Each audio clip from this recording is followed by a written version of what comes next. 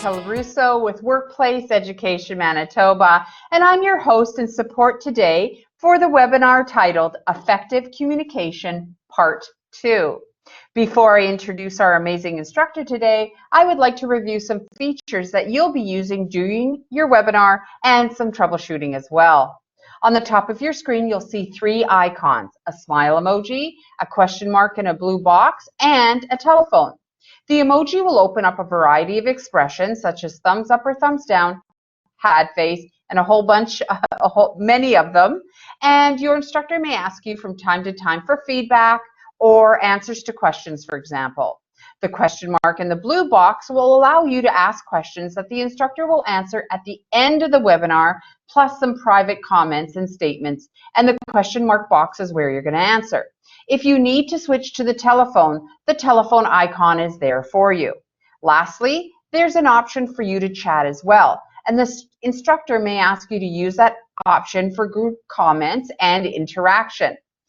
In the chat box, if you just take a look, it should be on the left-hand side of your screen. There's two support links that if you run into any trouble, you can do some investigating for yourself. However, I'm here for you. I have put my email address and my telephone number for texting only. Email is jlorusso@wem.mb.ca. And also for people who are on the telephone, you feel free to text me at 204-770-4864. Also, if you haven't done already, there is a form for you to fill out. And I'm going to just inquire about a handbook. I believe you received the handbook yesterday. But if you do need the handbook again today, please private message me in the chat area and I'll make sure that you have it. So I get to introduce our instructor, Rochelle Amy. Rochelle Amy has an impressive career in education. She's been engaged in education since the year 2000 in such settings such as university, K-12, school to adult education. Her focus has been on the nonprofit sector in administration, marketing, and communications, and she's instructed and trained in nonprofit settings as well. She's an absolute amazing instructor in essential skills, and she's been with Workplace Education since 2019 and presently works at the Interlake West Center. On a personal note, and I'm so very proud of her, she's gone back to school to get her master's degree in leadership. So she offers a lot of value, insurmountable value to her students. So please help me welcome with the applause emoji that you can use at the top of your screen, and help me welcome Rochelle Amy. Rochelle, you have the screen. Good morning, everyone. Thank you, Jessica. Great to join with you all for session 2 today, of course, our final session, and I'm so glad you could sign on and make the time to just invest in yourself, invest in your career and your own professional development. That's pretty awesome. And you know, I'm curious right away. I heard Jessica tell you my little secret that I went back to school to take a course. And so I'm laden with homework these days. I have a bunch of homework that just got dropped on my lap again this week. So who did their homework yesterday?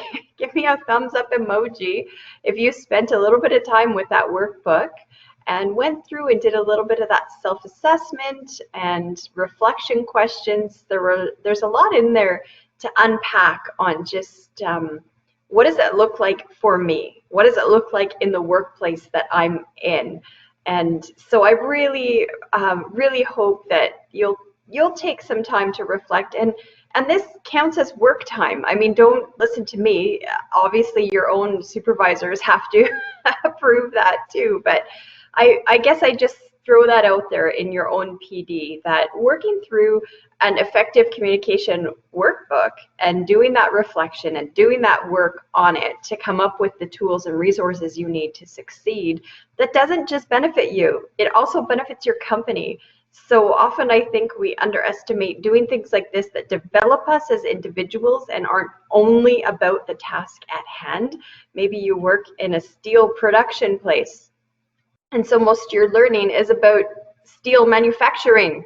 Well, these types of components that come in really round us out as professionals. So I just give you a pat on the back that you could join us today. I'm really, really glad you could. We did talk about Workplace Education Manitoba yesterday, and if you wanted to go ahead and take note of our website, feel free to do that. And at the end of today's session, Jessica's even going to give you another web link that's a little more direct on some of the training to get in and see what we're offering. We did, here in the Interlake, we did just offer what our summer programming would look like. And so there's an ability to do some training on Tuesdays in growing your professional portfolio. Of course, those all are surrounded around essential skills and building on those, because those are really what make for a strong workplace. That's what keeps the ship afloat, is if all the team players have the competencies and skills that are needed to have a successful operation. So today, we really want to talk a little bit about adapting on our different communication styles, identifying listening barriers, and we'll sort of camp out there for a while because none of us want to admit that we have any listening barriers. So we will spend just a little bit of time there. And then, of course, using effective questioning techniques. And we did dig into that a little deeper yesterday, and I wanted to highlight that, hoping that in that workbook, I guess around page 8 and 9, that's where you're able to just dig in and look at what your active listening looks like in your space and with your personality and in the industry you're in, and to practice using open-ended questions and clarifying questions. So that's a real good project for you to take on. And thank you for those who were able to send me what some of your listening barriers are that either you have experienced yourself, or you find that when you're communicating to your teammates, they have certain barriers in play. I know we hear that there's sometimes I said it and they misunderstood it, or the instructions were clear, and the barriers are so diverse. So some of the things that came up are covered in the slide that I prepared for you here today. The bias is one. I know that keeps popping it up in this course and in the different checklists that we've done on self-assessment. And again, like, bias doesn't just point to race or gender. We gotta think a little more consciously than that. So we're not just talking about, do I have a certain racial bias or a gender bias, although that's helpful introspective learning to do. We need to think about, what are my biases even outside of my company? So maybe I so believe in my brand. Remember, I talked a little bit about someone who worked at Starbucks, and they believed that they worked at Starbucks because they loved the brand. So they didn't care who they worked with, they didn't care which location they worked at, they were just so loyal to their brand. And so some of their bias crept in when they had to use reusable travel mugs and fill the reusable travel mug that was from the competitor's store. Bias creeps in against a customer just for where they shop or what their habits are. So just being really aware of what that looks like. Is it culture? Is it class? Is it age? Is it language? Is it certain tone? Is it what you consider socially acceptable? All of those things come into play in something that could just present a barrier in between us and the person we're communicating with.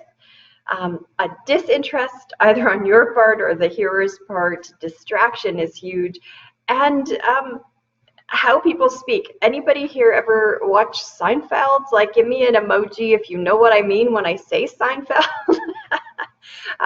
Do you remember the slow talker or the low talker? Sorry, the low talker. Like, you could hardly hear the low talker. And so that's a thing, right? People's intonation, their voice, the speed and the tone and the volume with which they speak, it can become a thing where everybody's talking about the low talker and it becomes the elephant in the room.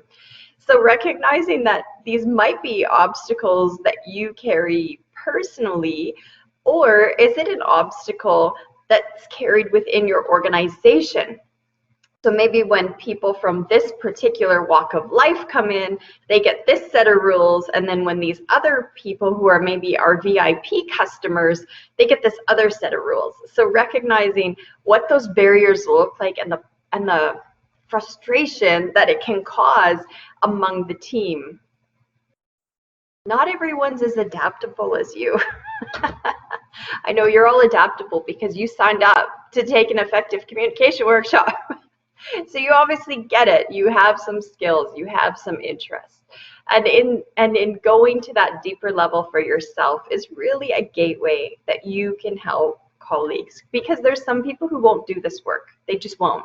And so you become having to navigate not only what your own barriers are, but being able to perceive them in other people and understand what other people are going through. So this also points us back to that handout or that participant workbook where the different barriers are listed, and you can go through and just sort of get an idea. This is only for you. No one's going to read your homework. No one's going to hold you to this. But it's just for you about, are you a note taker? Are you able to discern facts and feelings? How do you deal with the emotional scale, either for your own emotions or when there's a lot of emotions coming at you? How do you handle that? And it's funny because often people put up a bias right away about emotion. If someone's really angry and yelling, or if somebody's crying, it just totally discredits their message, and we have a bias against them because they can't control their emotions. They're obviously not credible in whatever they're saying. And yet sometimes those things are actually the gateway piece, right? Like taking someone's anger and being able to handle it and manage that emotion that they're putting forth gives you the tool, because if you can see the anger, you know that there's a corresponding passion or need that wasn't met. And so it shows you how deep you're going to be able to go, because if the anger is a +7, there's probably a -7 need. And the fact that they open that gateway for you to show that level of depth that they feel about it shows you, hey, we're going to be able to get to the -7 to deal with this, and then we'll deal with the core issue. So not just overriding people because emotions come at play, or because you have them, or you have a strong disagreement to something, but also being able to interact with that and know that gives me a pathway to be able to work this through with them. And, are you good at waiting for someone to finish talking and not interrupting, whether you're thinking about your own information and pathway? None of us really want to be totally honest on that self-assessment, because it could be embarrassing that maybe you don't do something as well as you think. But the cool thing about this is, as you do that, you're going to find I have a lot of strengths in this area, and then I have one weakness over there, and I just need to have that on my radar or in my purview so that it doesn't overtake me, but I stay on top of it. So just digging in a little bit to what those barriers could look like, because it not only helps us, but it helps us discern that with the group we're talking with, because maybe they're not aware of what the barriers are. There's the whole idea of actually listening. Right? And it's so funny because many leaders in particular, they want to be known to be a listener. Right? They want to add that to their list of great things about me as a leader. I'm a listener. My door is always open. If I hear one more person say my door is open, I might just roll my eyes so far, because it's a little bit cliche and it's a little bit self-serving to say I'm a good listener. It is actually still talking about I. So are we actually listening so that we hear the message that's coming, or are we listening so that we can say we did our part? We did our listening part, we can cross that off the list. They felt like they could approach me. So listening with that intent to really hear is pretty key, and high level self-awareness to be able to do that. Of course, this one's tough, especially when it's like a super cool brainstorming project, right? Often we think that our communication barriers are when things are negative that are happening. someone doesn't like our products or services, or there's a team thing that's negative. In this case, it's actually worth considering about the positive aspect, right? Because there's the capability that maybe in a real collaborative brainstorming session where ideas are all coming on the table and everyone's coming alive and creating and innovating a new product, this is one of the hardest tools to keep. To not be the speaker in that time of collaboration and creation and ideas. So I guess because that self-assessment about the barriers sort of talks about some of the weaknesses you might have, I guess this is just to sort of throw it in front of you with your own strengths. Maybe you really are the smartest person in the room. Probably not. But, you know, everyone wants to think they are. But, you know, maybe you really are, and maybe you really have the solution. But there too, you're not just listening so that you can speak. It's not just to be patient. It's actually to hear what's actually being said. The openness to actually garner what you perceived, this can be super difficult because our first mode is self-protection. Our first mode is project protection, right? We want to protect that baby that we created in that awesome brainstorming session. And in protecting that, it can be tricky because you might want to be looking for what it is you want to hear. What's the feedback I want? What are the 3 things out of the list of 10 that I'm willing to talk about, but the other 7, we're just not going to talk about those.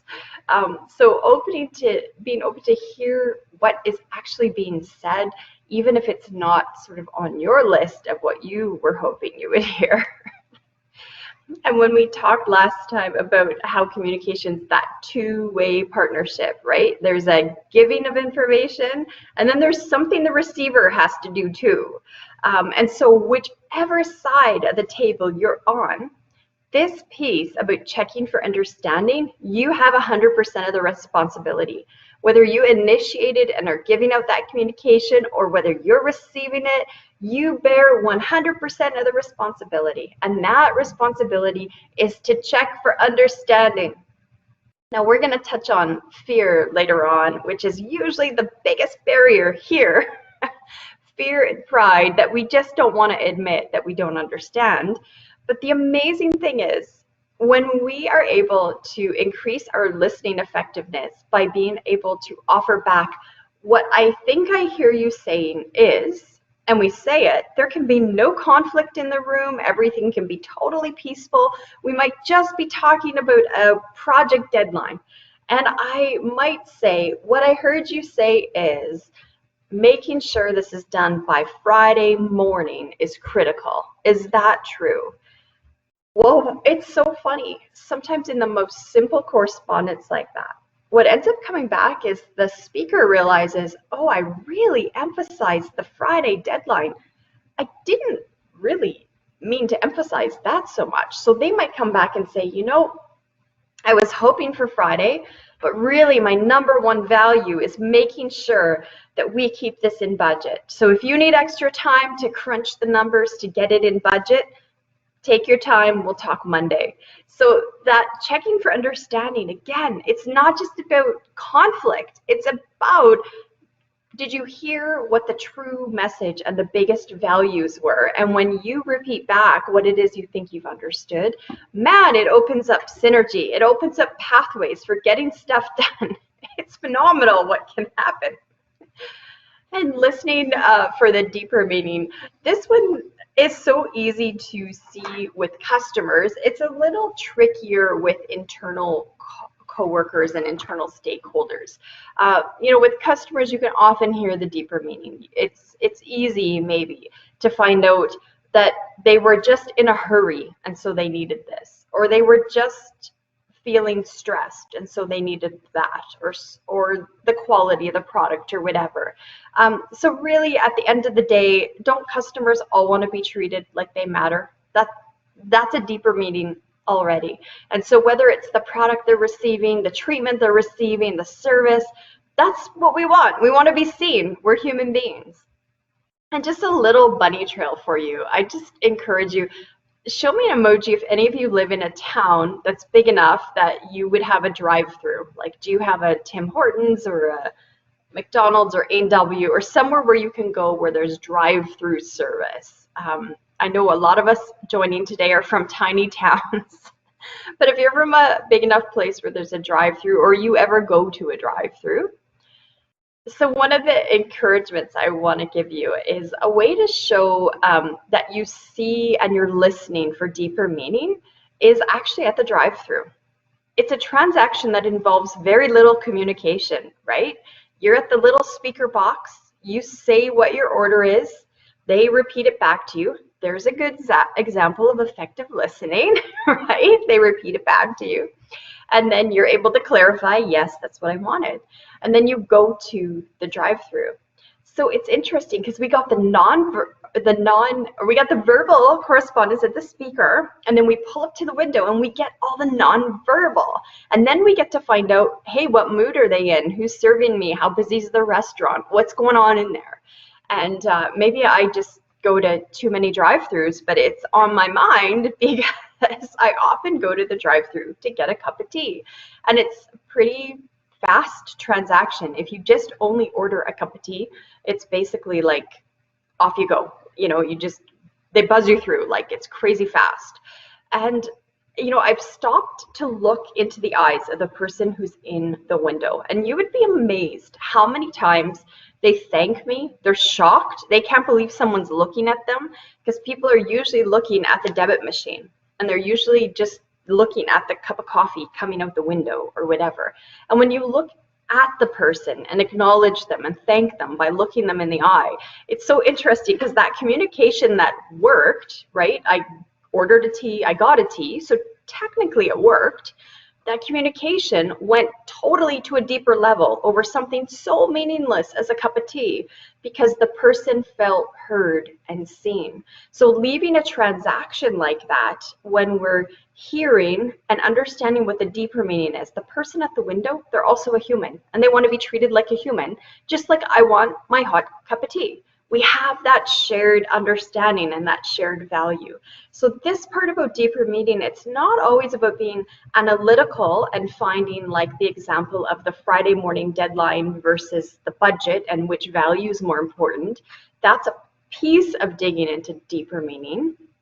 That it also might be about what the relationship deeper meaning is. So what's brewing on the team? What's brewing in the department? How's the company changing courses? And looking at the fact that we're humans with totally different experiences coming to the table. So what we communicate can be pretty diverse. Read this quote here. I'll give you a second to take that in. So if ever someone wants to accuse you and point a finger at you, they're going to quote back your words, right? They're going to say, but you said, and then they'll quote back your words. And sometimes, especially we see this with kids, right? You said 5 minutes, and they quote back sort of a literal snippet of a quote. And then mom and dad will say, well, I said we would do it in 5 minutes if you picked up your laundry or whatever. And so there's that whole idea of context and reasoning and the deeper meaning. Because if you get in the habit of just sort of reiterating back, oh, but you said this, technically, this is what you said, that doesn't mean you understood it. Now, it could be on their part that they didn't communicate it properly, right? Maybe they were poor in the communication they offered, but you were the active listener. And so did you clarify and go a little deeper with what the actual reasons were? When we do that, we build rapport. Now, if rapport is not a word in your vocabulary, I encourage you to just take a minute and put it in your notebooks, because it does say there is a section about building rapport and what that looks like and why that becomes a real value, a real asset that we have in our teams if we use effective communication. Now, not everyone values this. Not everyone understands that there can be rapport in a workplace. And, you know, I feel sad for them because, you know, if you've been in it, it's awesome. So sometimes you might have to go first. It's sort of like when you have to make the first apology in an argument, right? Nobody wants to go first. It stinks.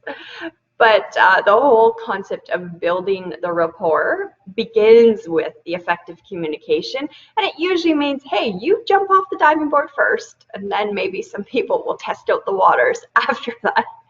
Because that's really what undergirds what success is all about. Because remember, we mentioned how customer can tell if there's a problem inside the team and the team is not jiving. You cannot hide that. I don't care how big or small your team is. Eventually, that seeps out like stinky, stagnant water, and it affects the end person or the end receiver. So really, that success that we're so desperately after is all about saying, hey, do we have a shared understanding? Are we on the same page? And in a way that's not intimidating, because even that phrase that I said, are we on the same page? That can be a really, really intimidating statement. That could sound very authoritarian if the leader says, are we on the same page with this? That sounds a lot like, you better get on the same page as me about this, right? So remembering it's not getting people to a place where they can agree with what you said. It's getting to a place where you have a shared understanding about what's at stake and what the actual project is and what the actual outcomes are. And to do that, you can't just sort of pass the baton and say, well, you said it, it's your thing, blah, blah, blah, this is what I heard. It's really that two-way transaction where we seek clarity and we say, hey, like the picture of the headphones there, this is what I've heard. However, I need to submit that to you. Is this really what your messaging was? So it takes us into that place of asking the questions. Now, this is a little bit different than yesterday's content when we talked about the whole idea of empowering and disempowering questions. That was to try to mine information and get communication flowing. You can use those same strategies for this, where you use open-ended questions, so it's not just yes or no. But this is really talking about asking questions to engage in critical thinking, to make sure that you have a shared understanding. So I'm able to be vulnerable and repeat back and say, I think you mean this, is that right? Or basically what I wouldn't say out loud is, or should I just wing it? It takes so much courage, especially if you're new in what you're doing. If you're new in your position, if you're new in the company, if you're new on the project, if you just got a promotion and so you have a whole new set of unspoken rules, it takes a lot of courage to be the one to ask the question. Now, I've been in different seminars where I've been in the audience and there could be a couple hundred people in the room. And I remember when I went to at the Winnipeg Art Gallery a couple years ago, and it was this thing for professionals and just a lot of moving parts that day. And at one point in the session, we were all gathered together. There was hundreds of people. And the instructor said, hey, does anyone have any questions about the content of what they had just spoken about? And I was just so amazed how people at the back of the room were willing to put their hand up and say, I have a question, and they would stand up and they'd ask their question. The speaker couldn't hear because they were so many meters away at the front of the stage, and so they'd make them yell their question, and these people would not give up. They would yell their question till the speaker heard it. And I can't even remember what their questions were. What I remember was thinking, man, if I was in the back row and had to ask a question, I would never do that. Like, I would not stand up and scream out my question for 200 or 300 people to hear it and for the speaker to answer it. Maybe if I'm in the first few rows and I've got a chance for not having to scream it, I might be a little more apt. But it amazed me at how brave people were, because all over the room, they were so engaged with the content that they didn't care whether it was a dumb question or not. They were over it. They could throw that concept out the window because that's so not even true. And they didn't care what the physical obstacles were. Do I have to get closer to that person? Do I have to yell? Do I have to contact them and email them after the session? I am willing to get my questions asked because I want a shared understanding about this topic. The reason that courage matters so much is because out of all the errors and mistakes that could happen, so this isn't just talking about mistakes with people talking. We're talking about production and productivity and product development. Up to 70% of the errors that happen in the workplace happen because of miscommunication. Oh, I thought you needed. Did you really say? I never got that. What do you mean? That's 70% of the workplace errors, and lots of times those include health and safety issues. So getting that shared understanding in some workplaces is actually a matter of life and death. In other workplaces, it's a matter of sales and whether you'll be in business or not. So this is huge on getting people engaged. And as you work through all those questions and ways of forming ideas in the workbook that you have, as you work through that, you're going to find there's even tools you can share with other people because you're going to share it by modeling. The first time you say, can I just repeat back to you what you said to make sure I understand? I think that the project priority is that it gets done on Friday morning. Is that the highest priority? As soon as team members start hearing you use language that brings clarity and shows that you take responsibility for what you're hearing, as much as the person communicating offers some responsibility for it too, you're going to create a culture where lots of people want to engage in effective communication, even if you're not teaching them directly. Of course, engagement, understanding as a team, that's absolutely huge for getting things done and wanting to be at work together.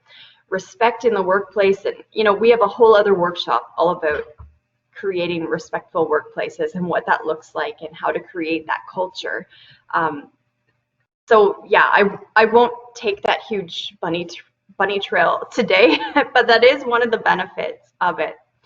And really, if you're stuck in that place saying, well, how do I go past just me and create that bubble around me where my team or the people I work closest to actually culture and foster that respectful communication in our workplace, you would need to know really, what does it look like, feel like, sound like, act like? You have to actually define it, define the target if you have a hot chance of making and reaching that target.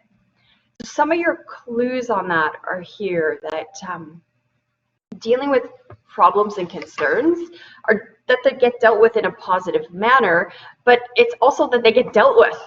So if there's one frustration we hear over and over, remember I asked you what your listening barriers are. One frustration we hear over and over is the barrier that nothing's going to happen, that things won't get done, that the supervisor or the colleague or whatever, that they just don't answer you. They never deal with the problem or the concern. So dealing with it is a part of creating that incredible, incredible culture of trust and positive communication. It also gives you those skills of working with others and even being able to train others. Because see, people need to feel human and be treated human. And when they feel that and have that value at work in that communication that you're giving, they'll actually be open-minded towards you training them. Now we see this with like frontline customer service. We see that the customer maybe doesn't want to stand on the blue dot that's supposed to be 6 feet away from the other blue dot. They just don't want to be told what to do. But if they're told what to do, not because the policy says that, but because you actually care about the customers in your store and the workers in your store, it creates an environment where they're willing to be trained, they're willing to learn, they're willing to give up some of their personal freedom in exchange for what it is you want to teach them. And so getting that shared up understanding makes everybody human. That's what puts us in the even playing field. There might be someone who has the worst job ever. I actually heard about this really cool story, and it's too long for me to tell you all the details about it, but I heard about someone imprisoned in a war camp in a Southeast Asian country. And in the war camp, they were assigned a job. All the prisoners had different jobs they had to do. And their job was to go out and stir by hand the sewage lagoon. What a job. Imagine if your job as a prisoner was to go outside into all the human sewage and stir it up so that it could decompose. I would not be signing up for that job very readily. But what is in common with the person who's stirring up the lagoon and the person who's leading a massive company is that at the end of the day, they want to be heard, understood, and have value. They want to be looked in the eye like the person at the drive-thru. They want to know that you know that basic human need that they have to be heard and to be understood. So that's why I'm being like really super mean, and I keep pointing you back to that workbook. And I say, what are your biases? What are your blind spots? What are the ways you can rephrase things? What's always been okay to say in your company, but it's not okay anymore? And those aren't necessarily harsh words. Maybe it's like a project Jessica and I work on together. Jessica, who you met at the start of this webinar. Maybe it's like our project that we work on together, where there's this form we do. Well, I keep calling it the old name of the form. She calls it the new name of the form. And maybe I'm slowing down the communication train because I just haven't taken time to learn the new acronym for the form. And if I could just learn the new acronym, I wouldn't slow down the communication train anymore. So sometimes there's pieces like that where we're just sort of hanging on to history or just sort of what was easy and known to us, and we're affecting job performance and we're affecting communication because we haven't also adapted our language for what the next communication piece needs to look like. Often those just happen unknowingly. It's just in what someone says or does that triggers it in us. So that's why the writing down piece now is so huge, so that we come up with thoughtful action responses.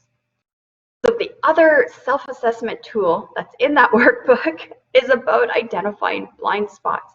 None of us want to identify our blind spots unless you've been a driver and you've actually had someone in your blind spot. Then you know how critical it is to identify what's in your blind spot. Now, I will never be the one who says you should spend all your time shoring up all your weaknesses. I don't actually think that's terribly productive. However, you cannot be blind to your weaknesses. You have to know what they are, especially if someone else pointed it out to you. You got to pay attention to that, because that means you've given the rub to a few people, but one person was brave enough to tell you about it. So that whole self-assessment in there on what are my blind spots and what do they look like, and there's even room to add your own for what you think they are, and maybe do this wearing different hats, because there's the you at work who's a peer and you relate with your fellow teammates in a certain way. And then there's you at work who's a subordinate. You have a leader above you and you relate to them in other ways.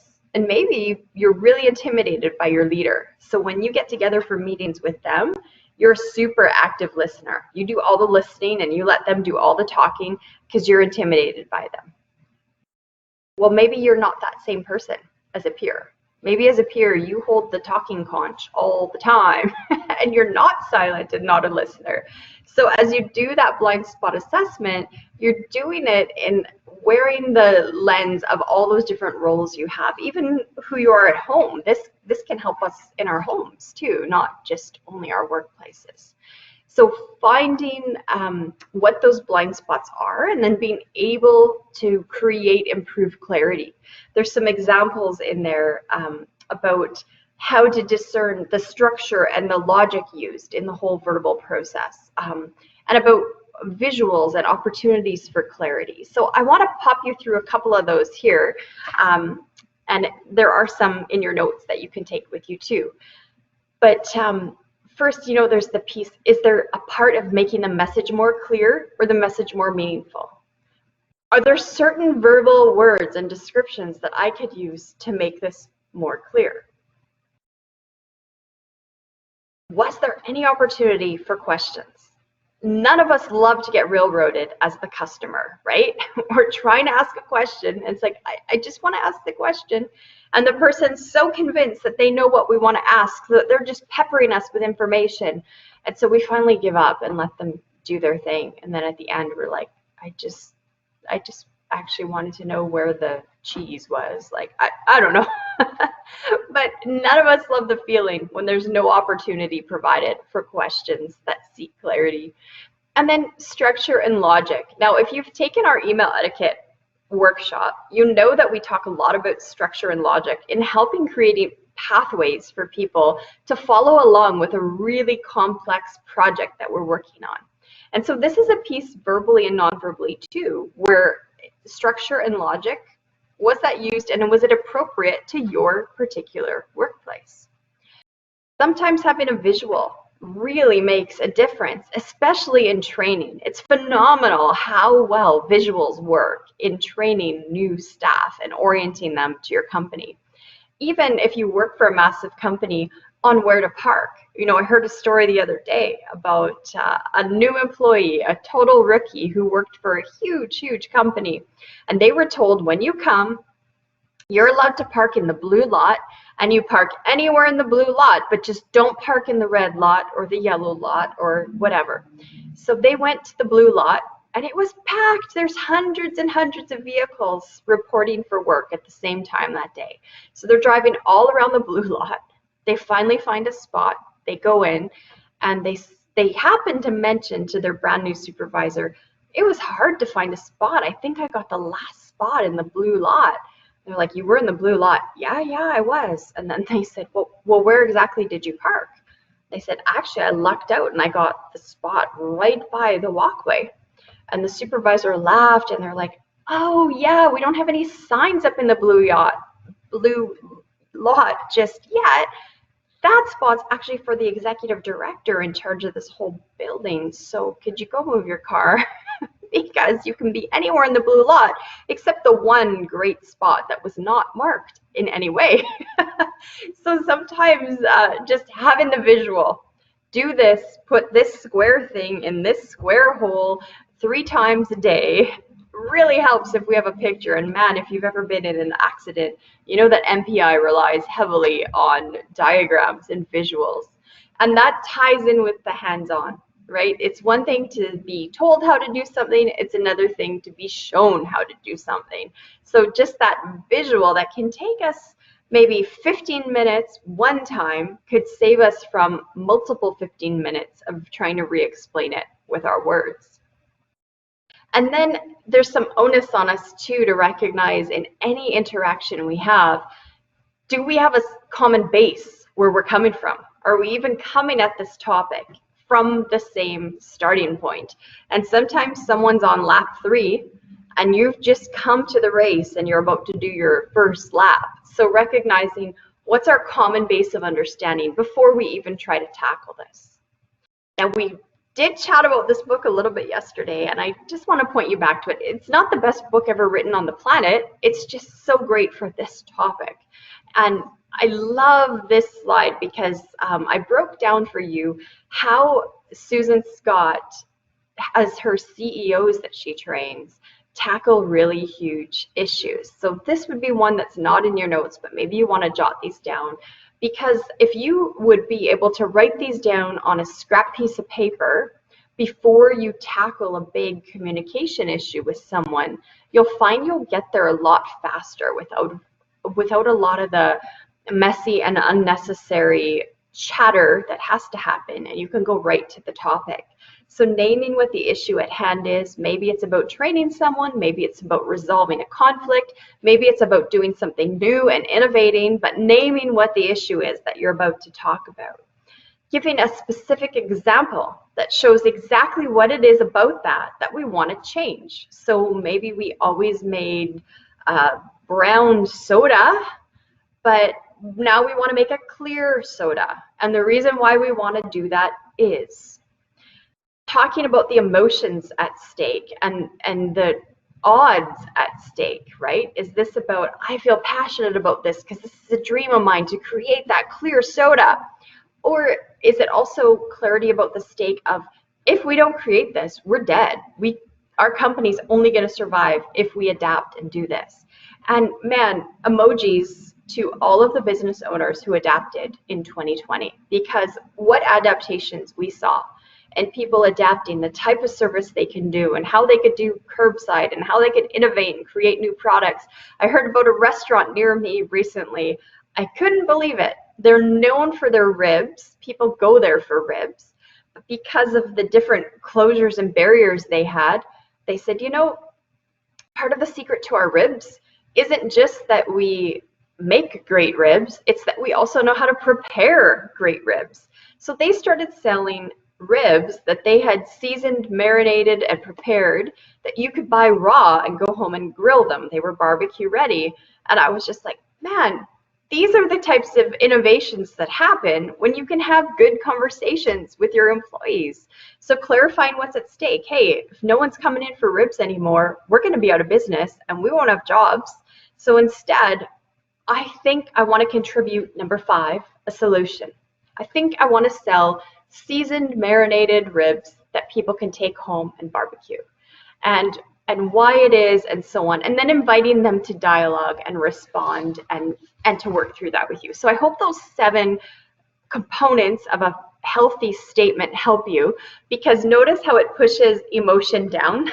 It doesn't open the conversation with, I'm so stressed, or it doesn't open the conversation with, woohoo, you won't believe it.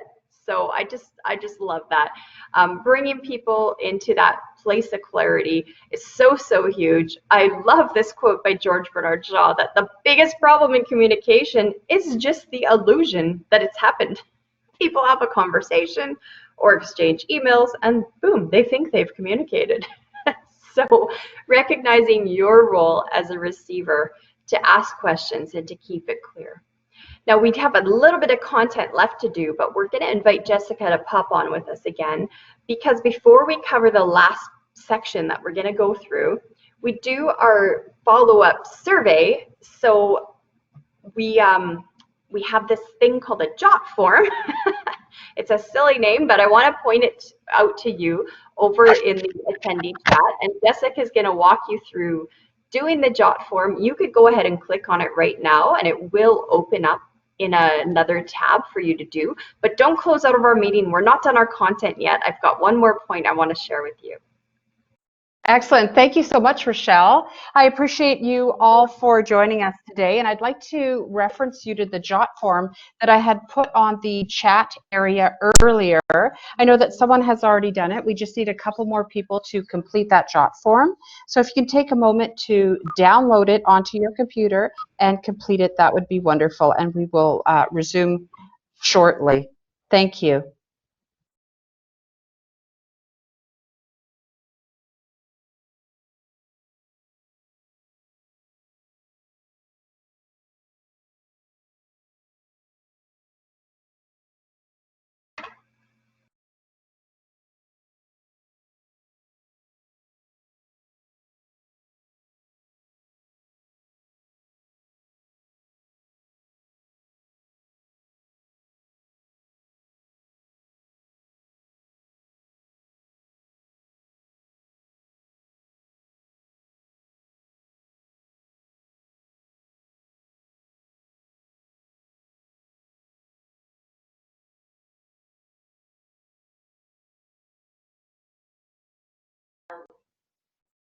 All right, we have one more JOT form to complete. We're just waiting for the other participant.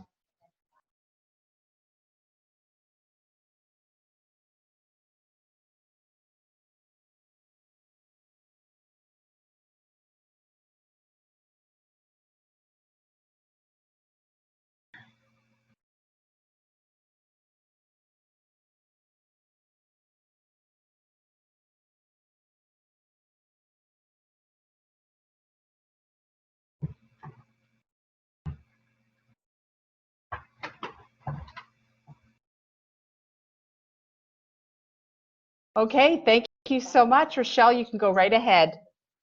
Thanks, everyone. I know the surveys might feel silly, but they're a part of the effective communication. We need to figure out if we're communicating and how that's going for you.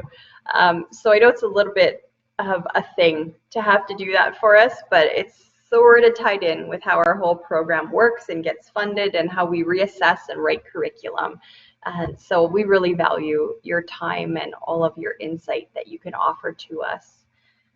So jumping back in and to finish up the whole concepts of effective communication and mastering that and feeling like we can say with confidence that we're doing it. We're doing the hard work of making it happen. Again, it points back to the receiver. When we think of an effective communicator, we often picture someone talking. Oh, that person's a real effective orator. But really effective communication is the relationship where the receiver also bears 100% of the responsibility to say, let me see if I understand and let me dig in a little more. When we do that sharing, we stop blaming each other. It's not about what someone said and how they said it and what someone ignored, but instead it's about a shared place of we both get it. We're both working on this. And it totally eliminates frustration on the sender's end. And, I wish I could share this with new trainees, new hires in places, right? Because it's usually them that are afraid to ask the questions.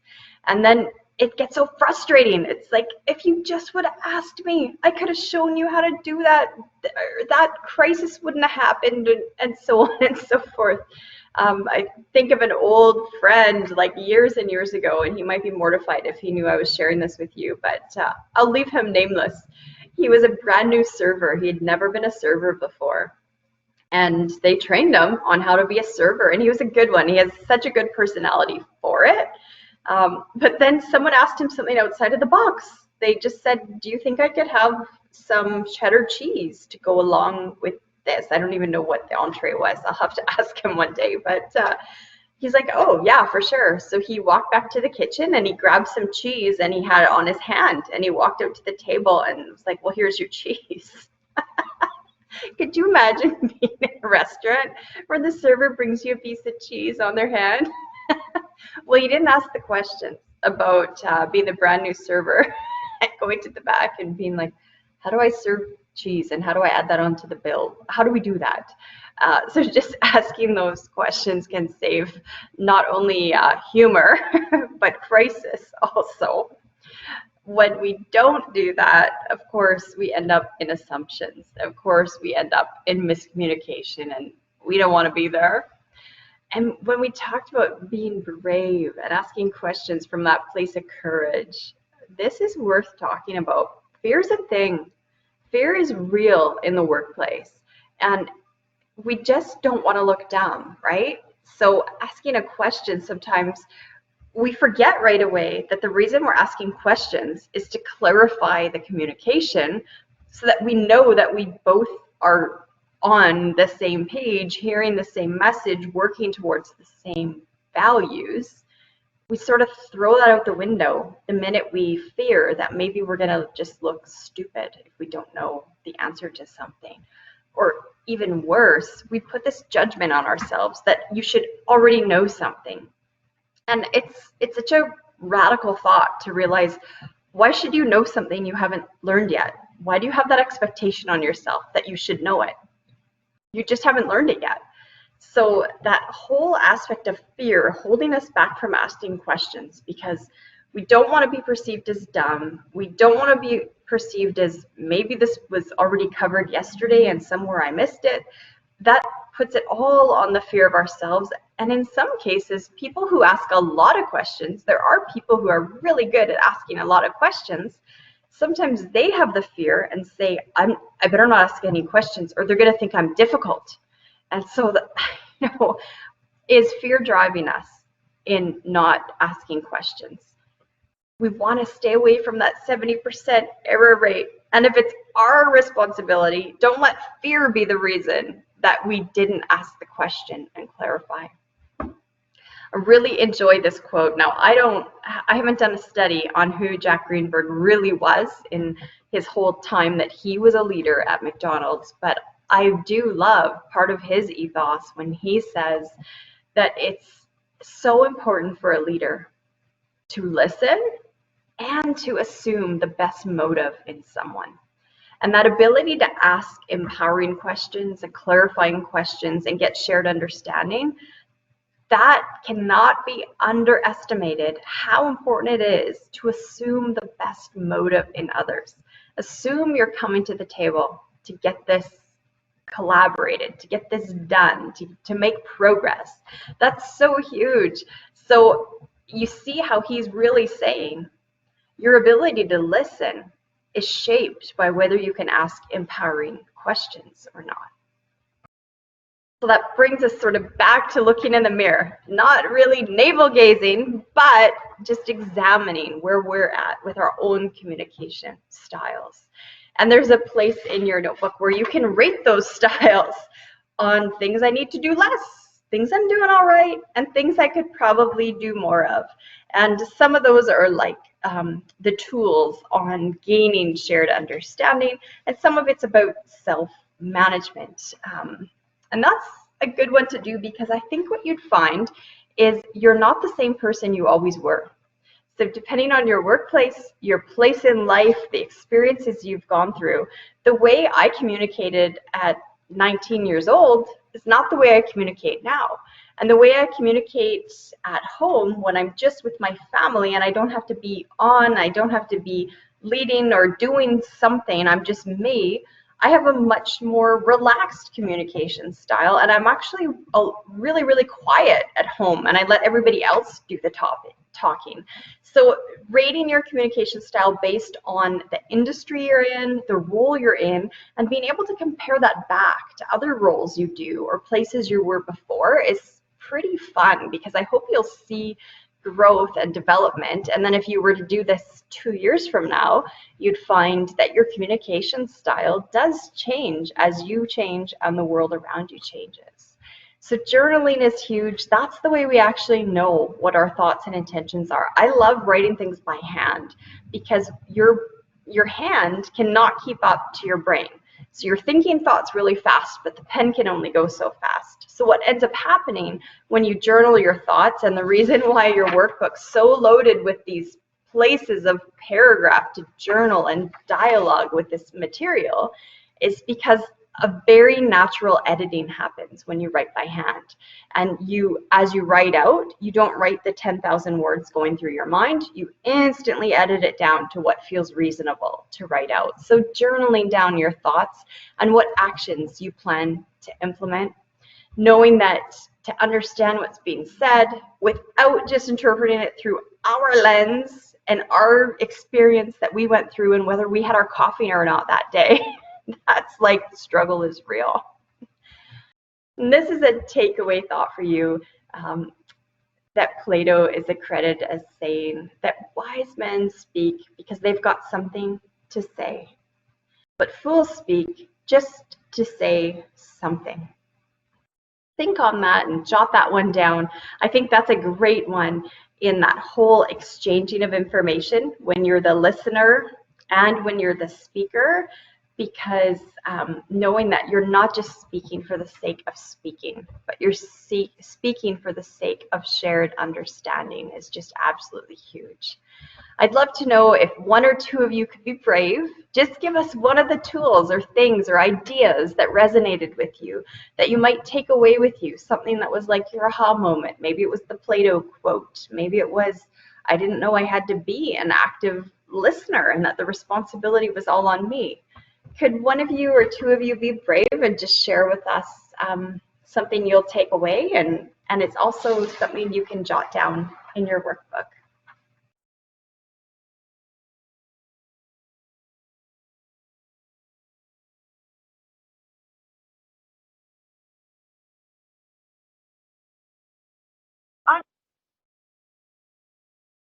Hi, Rochelle. Hey, Jessica. Hello, participant. Excellent. Oh, are you got some more content? You have more to add? Just one parting thought. I love to give people the heads up that there is a phone call coming. It actually probably won't come for a couple months. I think it's usually 8 to 15 weeks after, a couple months after the workshop. Someone from our office calls and just says, hey, you took this workshop. Was there anything you learned? Was there anything helpful in the workplace? So that does happen. So I just wanted to give you a heads up.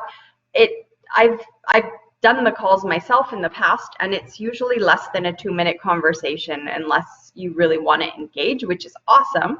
But it won't burn up a ton of your time, but just wanted to give you a heads up that that comes down the road. Didn't want to surprise you.